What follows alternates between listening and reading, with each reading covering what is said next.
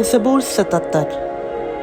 मैं बुलंद आवाज़ से खुदा के हुजूर फरियाद करूँगा, खुदा ही के हुजूर बुलंद आवाज़ से, और वो मेरी तरफ कान लगाएगा।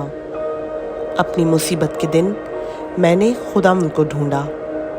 मेरे हाथ रात को फैले रहे और ढीले ना हुए, मेरी जान को तस्कीन ना हुई। मैं खुदा को याद करता हूँ और बेचैन हूँ। मैं वावेला करता हूँ और मेरी जान निढाल है। तू मेरी आंखें खुली रखता है।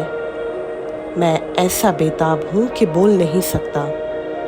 मैं गुज़श्ता अयाम पर यानी क़दीम ज़माना के बरसों पर सोचता रहा। मुझे रात को अपना गीत याद आता है। मैं अपने दिल ही में सोचता हूँ। मेरी रूह बड़ी तफ्तीश में लगी है। क्या खुदावंद हमेशा के लिए छोड़ देगा? क्या वो फिर कभी मेहरबान ना होगा? क्या उसकी शफ़क़त हमेशा के लिए जाती रही? क्या उसका वादा अबद तक बातिल हो गया? क्या खुदा करम करना भूल गया? क्या उसने कहर से अपनी रहमत रोक ली? फिर मैंने कहा, ये मेरी ही कमज़ोरी है। मैं तो हक़ ताला की कुदरत के ज़माना को याद करूँगा। मैं खुदावंद के कामों का ज़िक्र करूँगा, क्योंकि मुझे तेरे क़दीम अजाइब याद आएंगे। मैं तेरी सारी सन्नत पर ध्यान करूँगा और तेरे कामों को सोचूँगा। ऐ खुदा, तेरी राह मक़दस में है। कौन सा देवता खुदा की मानंद पड़ा है? तू वो खुदा है जो अजीब काम करता है। तूने कौमों के दरमियान अपनी कुदरत ज़ाहिर की। तूने अपने ही बाजू से अपनी कौम बनी याकूब और बनी यूसुफ को फिदिया देकर छुड़ाया है।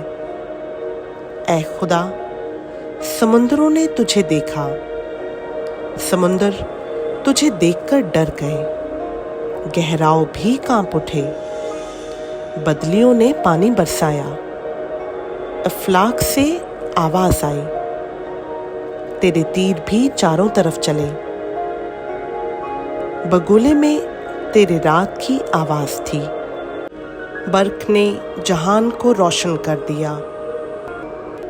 जमीन लरजी और कांपी। तेरी राह समुंदर में है। तेरे रास्ते बड़े समुंदरों में हैं और तेरे नक्शे कदम नामालूम हैं। तूने मूसा और हारून के वसीला से गल्ला की तरह अपने लोगों की रहनुमाई की।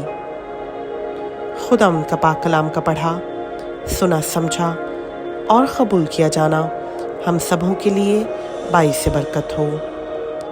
आमीन।